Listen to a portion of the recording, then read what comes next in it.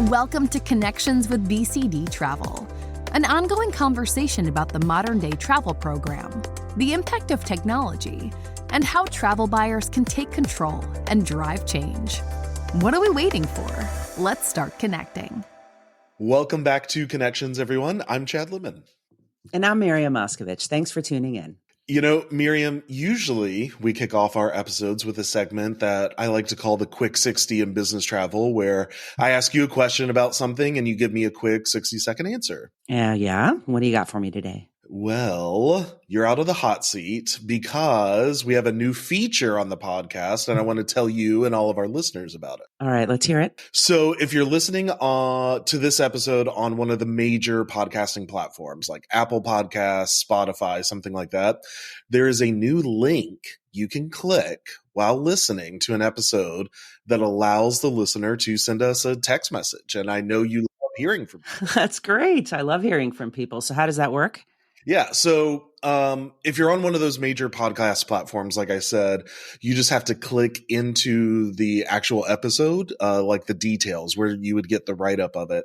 Okay. And when you do, you'll see a link that says send us a text message. And if you click that link, you can send us feedback or a comment or, you know, whatever you want, and we'll get it in our email inbox. It's quick and easy. It doesn't show us your name or your phone number or email or anything like that. Just however you want to talk to us and connect with us. I love it. That's a really easy way for folks to send us messages, maybe even give us some responses to the best shopping in airports around the world or the various questions we ask on this podcast. Yeah. I love it. Can't wait to hear from people. Yeah, me too. So if you're listening, click the link, send us a message, even if you just want to say hi. We will say hi back to you. Okay, on today's episode, we are discussing traveler wellness, always important, and how different business travel programs are tackling the issue. And our guest, Amélie Losanes, managing consultant with Advito, is here to discuss not only how we traditionally think of traveler wellness, but also offer advice on how to make wellness sustainable for all involved.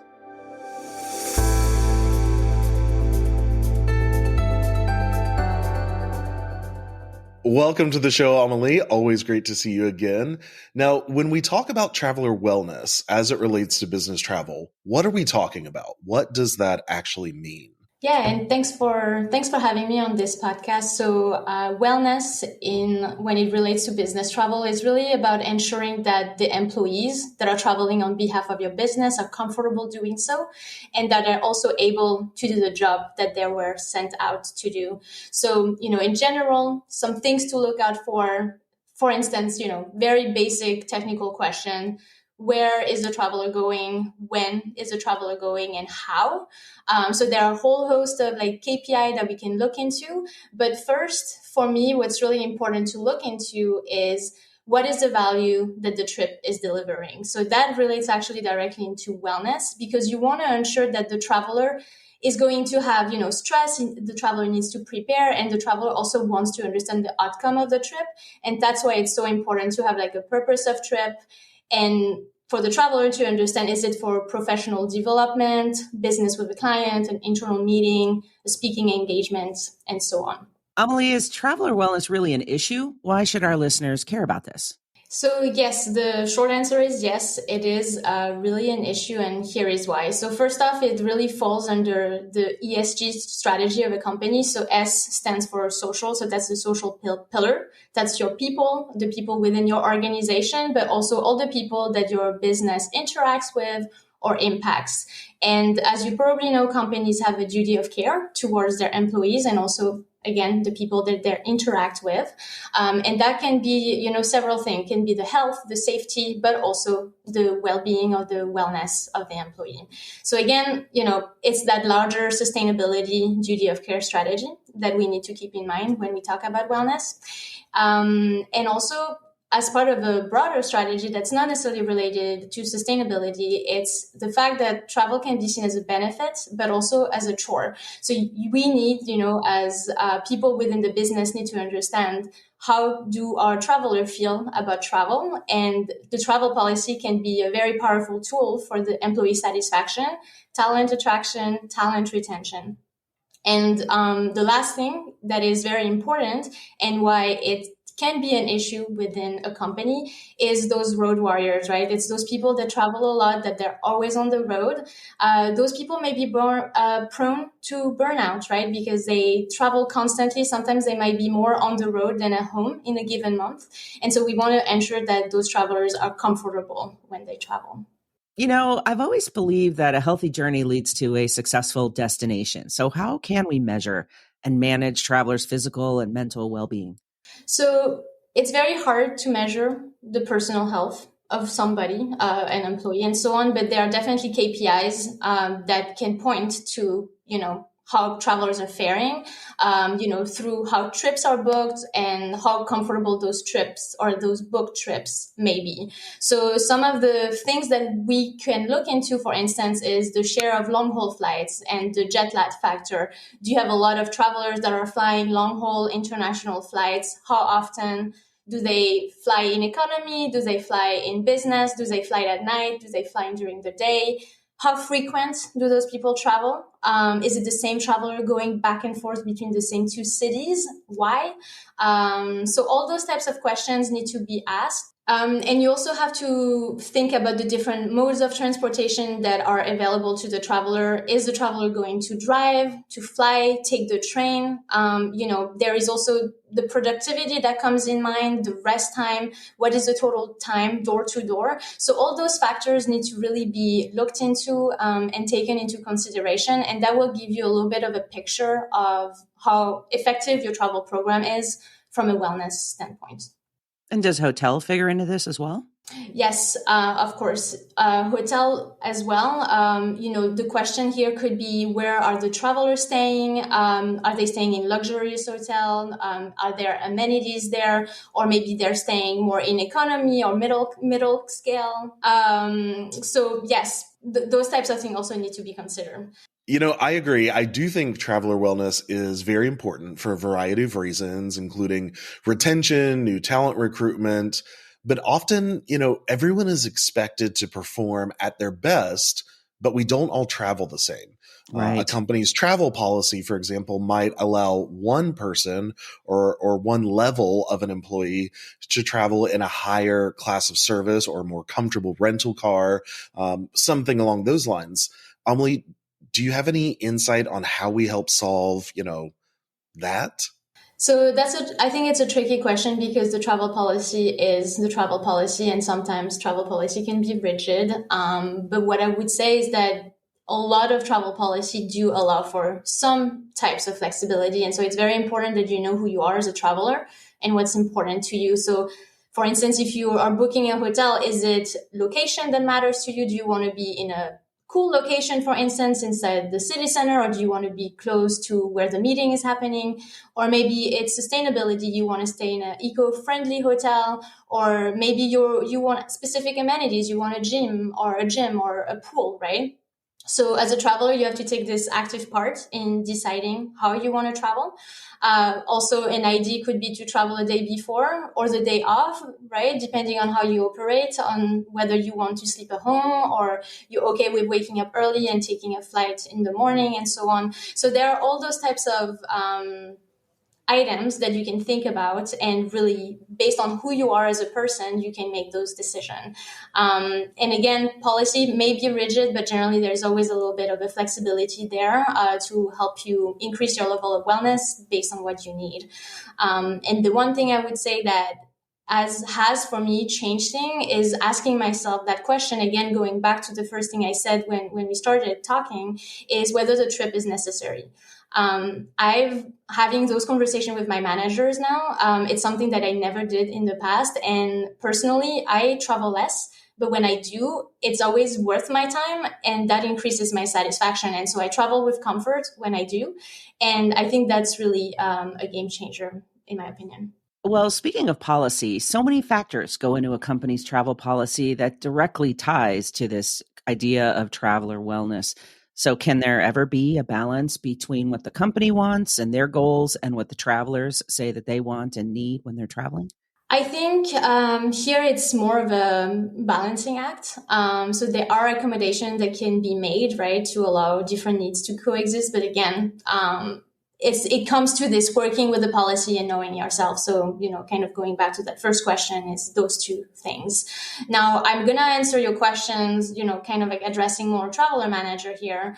I think for travel manager to make sure that wellness is part of, the picture, I think it's important to work with, for instance, good airlines or hotels, that bring you the rates that you need, but also have those wellness factors. So going to that, that hotel section. So for instance, you can be working with upper upscale and upscale hotel, instead of maybe luxury, if, cost is really important within the travel policy, because those types of hotels also provide a good level of comfort. So you're not really compromising on comfort for your travelers, but you are effectively reducing cost to some extent. So again, a balancing act depending on what the priorities are. And another one that I think are pretty important is allowing travelers, especially in areas where it's available, to choose rail when they can, again, because that's like productivity, but also wellness. I have a two-part question for you.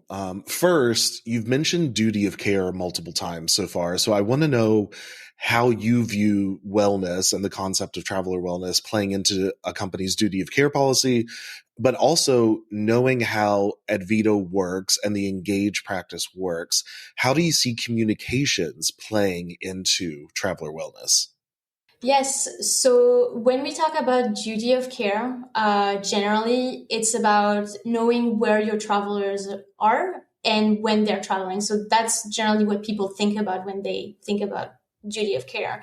But there are different aspects that we can also take into consideration. So it's that physical and mental health of your travelers. So again, going back to that burnout or potentially too much travel.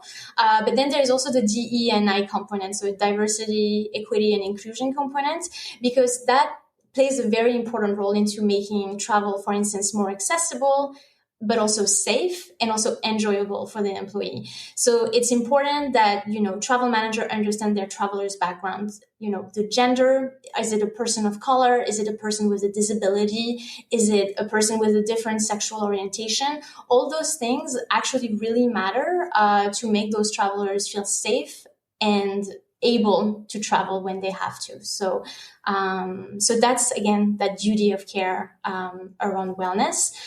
And then your second question was relating more to communications and engaging with traveler. And I believe that's really, really crucial. If we don't engage employees, all your efforts, so, creating a travel and expense policy, for instance, it might not pay off. It might not be as effective because your traveler just are not aware of what options exist. Mm-hmm. So here, the communications, super important in my opinion. It's educating your travelers on their booking option, online booking tools, who to talk to if they have concern. For instance, if I'm a person with a disability and I'm asked to go on a trip, I want to be able to reach out to someone and, ask them how they can make accommodation for my needs. And so if there is no open channel of communications with the employees, the traveler is not going to know who to reach out to. So I think that's really, really, really important. It's also a way to, bring travel within the company culture. So I think it's very important.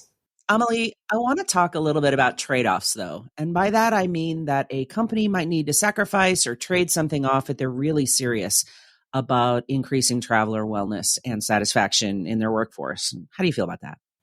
Well, I think first what travel managers need to do is really listening to their travelers. So that kind of goes back into this communication, like having a two-way street, right, with talking with travelers and listening to them, because you might actually be surprised to understand, or you might actually be surprised to see whether your travelers want to travel or not and why. So that's, again, part of this employee engagement and those understanding that, travelers are segmented into different groups.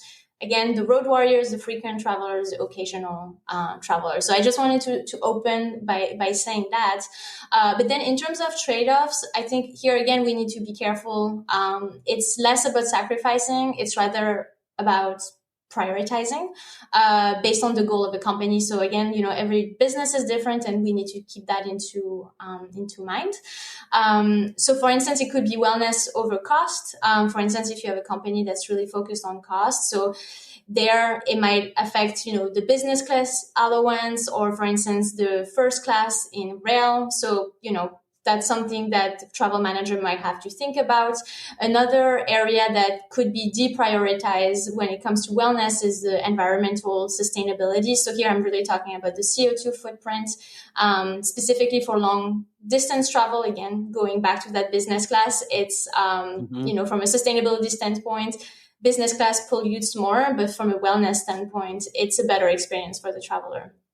And then the last piece is really the company culture that needs to potentially evolve, because there is a new working class coming, and they're also setting the pace, and they have different needs and values than other employees in the company. So I think that's also important that, companies are open and willing to listen to those new travelers as well. On the Connections podcast, we typically talk about how technology is making business travel better. And I've heard that Advito has pioneered a dashboard that helps travel managers measure their company's traveler wellness score, so to speak. What can you tell us about it? Yes, so we do have a wellness or well-being dashboard that we use for our clients. And so it goes back to those KPIs that I was mentioning throughout this podcast. So what we do is we provide every trip with a score, and the score is reduced with every risk factor. So the risk factors could be the travel time. Is the traveler going to travel outside of business hours on the weekend? Are they going to a risk destination? Is there air pollution where they're going compared to where they currently live? Cabin class, jet lag, and so on. So we look at all those risk factors. And so the trip starts at 100 points. And then every time there is a risk factor involved, the score gets reduced. And so that is a dashboard that clients can go into and drill down at different level as well. So they can look at their regional travel, their international trip, also their traveler types, again, those, road warrior, frequent travelers, and so on. And thanks to that, they can really look at the patterns and potentially what are the gaps that they have in their travel policy or in their travel program. And it really helps them understand how their employee travel. To give you a concrete example, if you have a traveler that takes a direct flight, that would increase, so to say, the sustainability score compared to a red eye or a flight with a connection. So, that's how we look at things. And then on this topic, what we often do is we couple the wellness dashboard with the emissions dashboards, because here we really want to make sure that the recommendations that we have can be made for the environment while travelers remain happy and comfortable, right? Because the emissions reduction should not come at the traveler's expense. And that's very, very important. And that's why generally clients use both of those dashboards to make changes within their travel programs. I recently took a trip and I stayed at an Even hotel, and I noticed they had cork flooring and fitness equipment in the room, like exercise balls and yoga mats. And I believe it's Westin that's famous for lending out workout gear and apparel at some of their properties with fitness bikes. And Hilton has their 5 feet to fitness rooms. Mandarin Oriental has those new mirror workout stations, which I think are super cool. Yeah. And it just got me thinking as we were having this discussion about the role that suppliers or vendors have in traveler wellness. One of my favorite things I've seen recently is the wellness zone that Qantas has revealed on their new A350. Their economy and premium cabins. It's got curated movements, large monitors, pretty remarkable on an actual aircraft. Yeah, it's amazing. Yeah, and when I travel, I love staying at hotels that are more sustainable, right? They have like vegan or vegetarian foods. One of my favorite things is bike rentals after work. Being able to tour the city with my bike or gardens on the roofs, I think that really impacts the experience of the traveler. So I think that's something that I can look into. Okay, Amélie, last question for you. What's the one thing you want our listeners, travel managers, to know about wellness policies and plans? So I will close with what I've started actually, because I think it was very relevant at the beginning and it's even more relevant at the end, is that the focus should really be about determining the value of the trip, that purpose of trip, because it's important to understand when to travel, if it is making sense, because then, you look into wellness, but also emissions as well as time and money. And wellness ties into so much. So I think in order to really be able to tackle it, I would start with the value of the trip and finding a system internally to really assess when a trip should take place.